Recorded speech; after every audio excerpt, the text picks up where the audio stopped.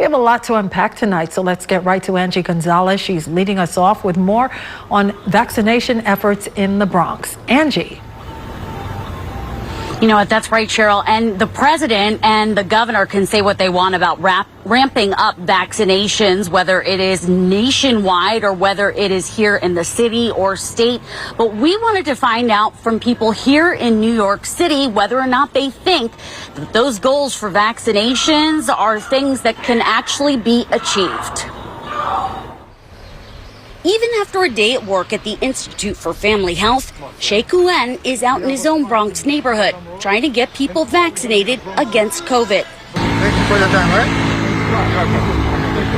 City data puts vaccination rates in the South Bronx among the lowest in the city at about 40%. As a community health advocate by day, Ann is trying to change that. We're doing some outreach around most of the community, the faith communities. And we're doing a lot of days of actions. Days of Action are New York City's version of a new plan announced by President Biden.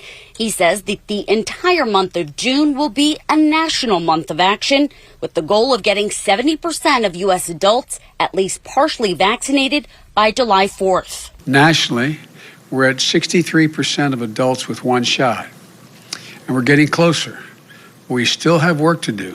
According to Governor Cuomo, New York State is currently at 65% of residents getting at least one shot.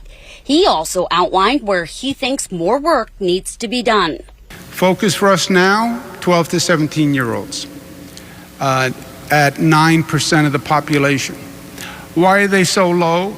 Shea Kuen says he still sees a lot of hesitancy among adults and has heard just about every reason imaginable as to why they've waited this long. We heard some people say, how we got the vaccine that quick? We heard that.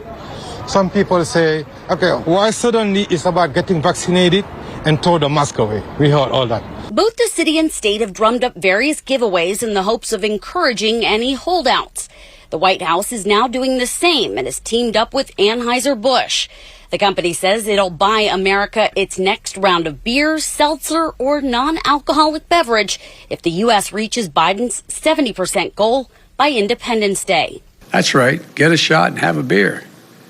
Free beer for everyone 21 years or over to celebrate the independence from the virus.